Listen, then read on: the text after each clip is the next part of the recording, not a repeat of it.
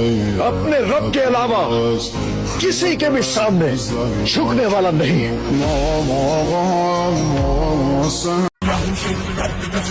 যে বাবর গঙ্গা যমুনা সরস্বতী নদীর জলকে হিন্দুদের রক্তে লাল করেছিল, সেই বাবরের কোনো কিছু বস্তু, হ্যাঁ কোনো কিছু বস্তু আমি আপাতত এই ভারতবর্ষে স্বীকার করি না। সেটা যে কোনো বস্তু হতে পারে। দিচ্ছি ফেব্রুয়ারি মাসে এখানে বিরাট করে প্যান্ডেল করে গোটা বাংলার 90,000 হাফেজ মৌলানা কারি আর বাংলার বাইরে থেকে আরো 10,000 1 লাখ লোককে এখানে জমায়েত করব। সেই সঙ্গে আরবের কুরাইশি বংশের একজন ইমামকে নিয়ে এসে পবিত্র মক্কা থেকে নিয়ে এসে এই যে ব্লান্ডার করেছে তার যোগ্য জবাব আমি হুমায়ুন কবির দেব। সেদিনকে